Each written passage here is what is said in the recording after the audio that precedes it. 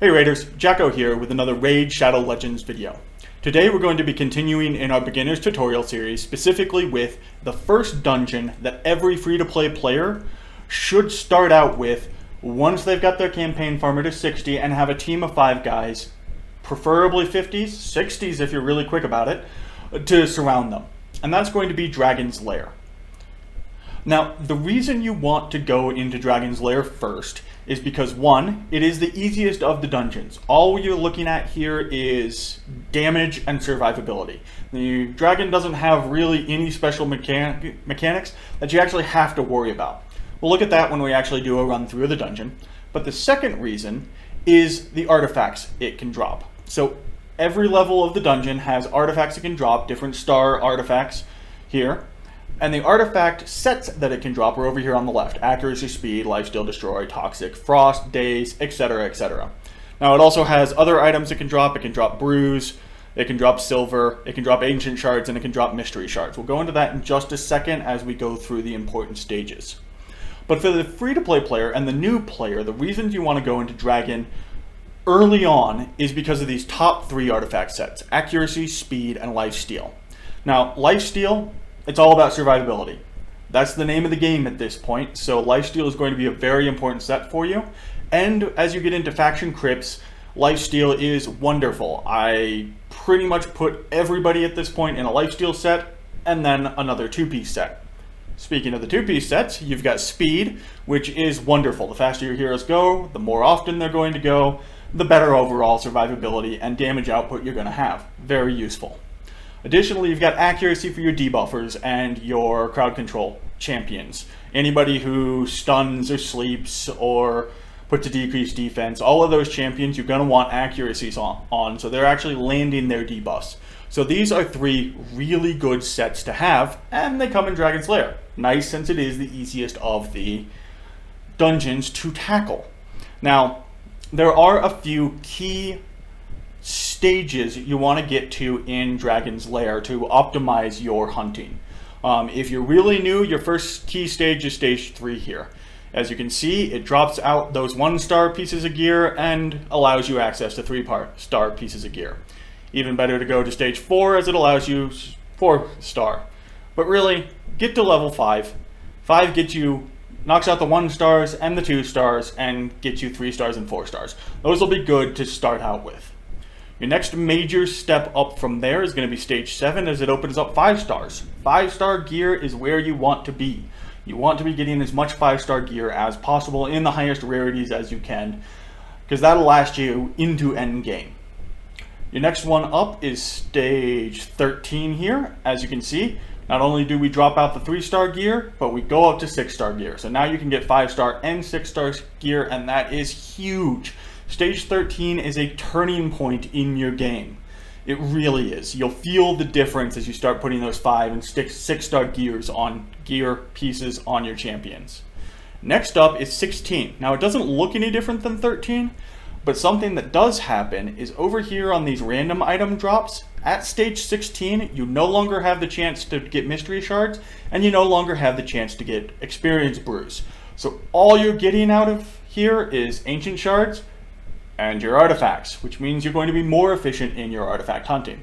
And then of course you get up to stage 20, which I haven't, and you drop out those 4-star gears, and all you're getting is 5-star and 6-star gear. So absolutely wonderful.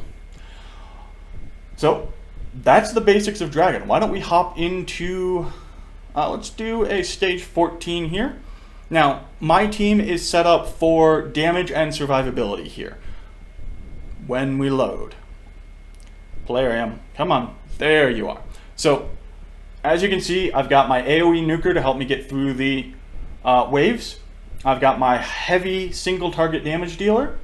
I've got some CC as well as some damage and some defense, so good survivability in Iron Brago here. Doom Priest is just there to clear some debuffs and give us some heals, and Stag Knight is there to get that decreased defense in. So I've got a decreased defense, I've got a heal, so a debuff, a healer, and a buffer, honestly. I've got just a general buffer and all-around useful character. I've got my single damage dealer, which is going to do the majority of your damage to the dragon. You really do want a good single damage dealer. If you don't have Cold Heart, Soulbound Boyer is a good rare. Molly, whatever the rest of her name is, Molly here, is another good single damage dealer. And then you want some sort of AoE if you can get it in there. You don't need the AoE nuker, but it can be really useful. So let's go ahead and start in here. Oh, and while this is loading, as you may have noticed in my last few videos, I finally got a green screen in. I've got it hooked up behind me. Now I'm playing with the light a little bit, try to get rid of shadows, try to make it a little bit nicer all in all on the picture quality. So let me know how it looks in the comments below, as well as if I lose any pieces of me during the video or anything, please let me know as well. Sometimes these things slip through and I would need to know so that I can work on my lighting. And why not use all of you, my faithful Jet Raiders, as test dummies?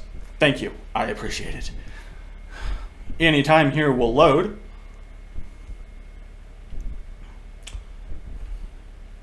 Maybe.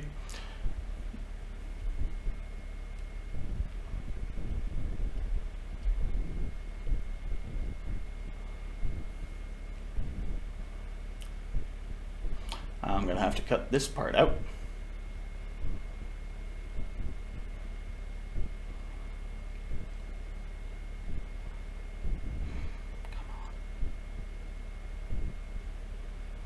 Good thing there's software editing programs.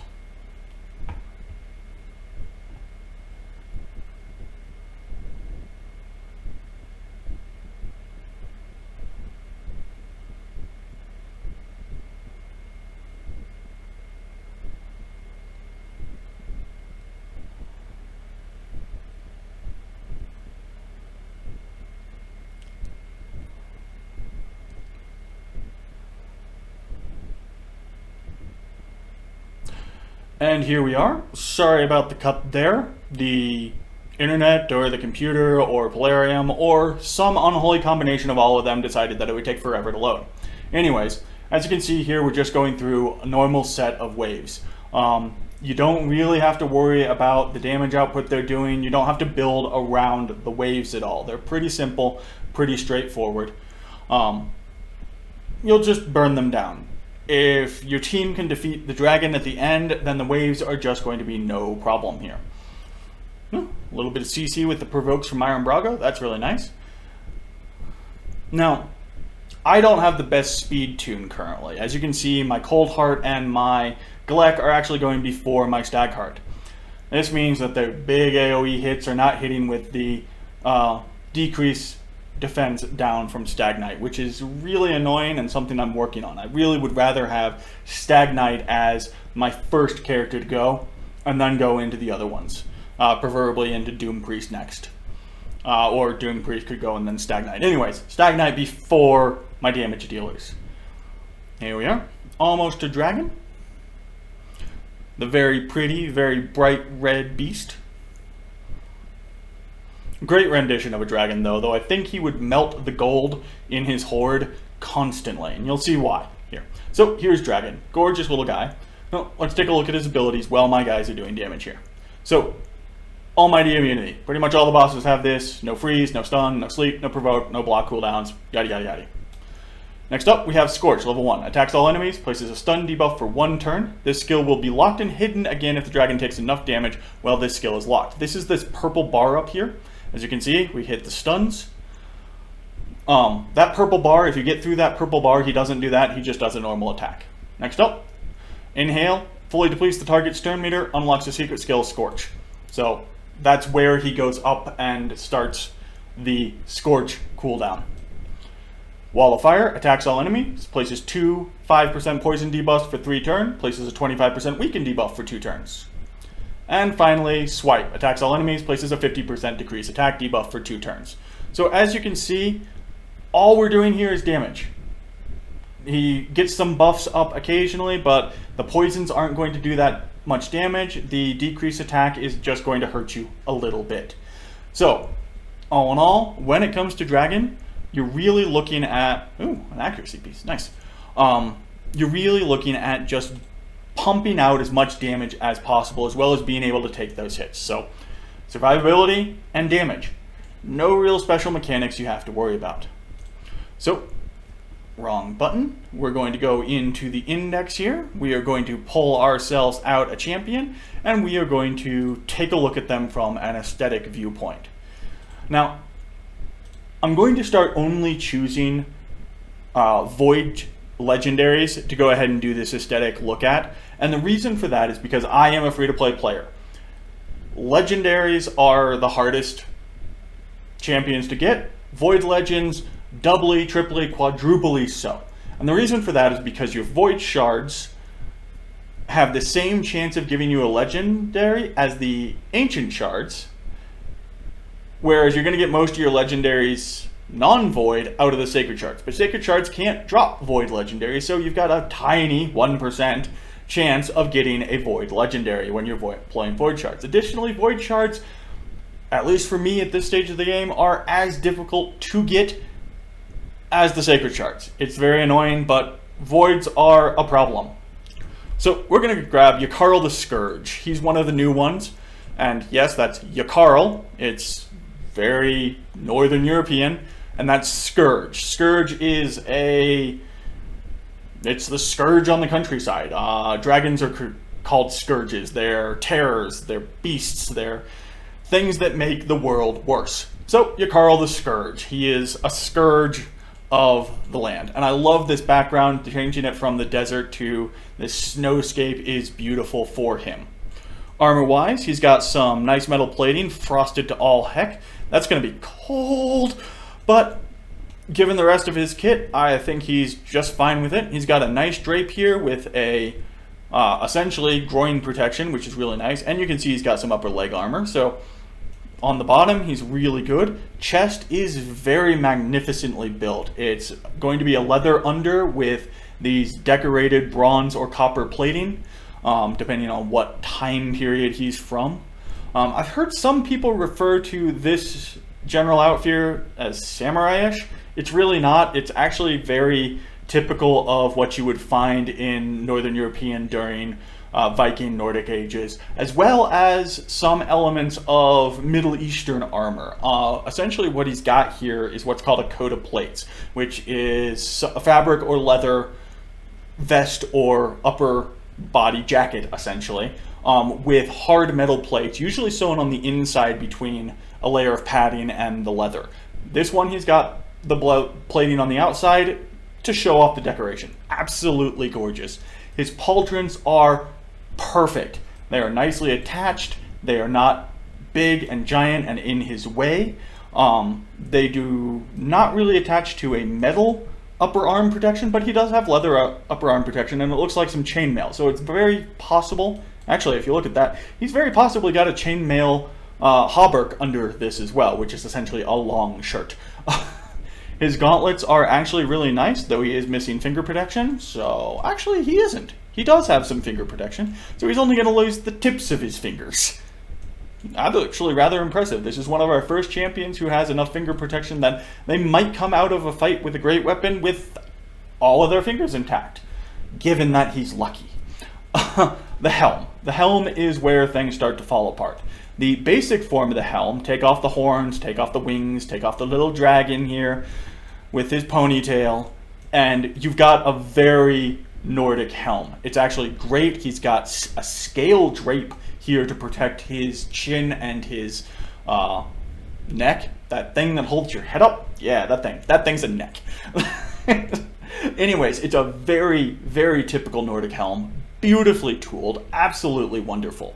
The horns are a ridiculous adaptation. Some movies somewhere started horns on Viking helms, and the world has never been right since. The dragon on the top. I'm actually okay with the dragon because he looks like he's probably a king. The helm is probably his decorational piece, the one he wears to meet other high-ranking officials in other tribes and things like that. So the dragon with the wings is perfect for that. In a fight, it's going to get in his way a little bit. He's not going to be able to maneuver that axe over his head in such a way to block blows or to roll it around him very well. That being said, very pretty. He's got a gorgeous cape with some protection on it in the form of the chains and all. That's going to weight it down. And it's nicely furred in the inside. All in all, Yakarl is going to get my very first 5 gourd for armor.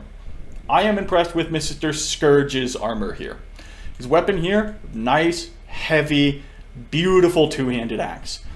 The only critique I would have is to put some sort of butt spike on there, because when especially spears, or not spears, shields and such get right up on top of you when you're fighting, having that availability for the butt spike to just kind of lean back and get over their shield and then jab them in the face is invaluable. Some people don't use them. I think they're idiots, but hey, that's their choice. The head is very typically Nordic/Viking. Kind of square with a little bit of a curve there on the underside. And it's beautifully tooled, beautifully ruined with the Elder Fathark there along the bottom edge. And it's glowing with the frost power here.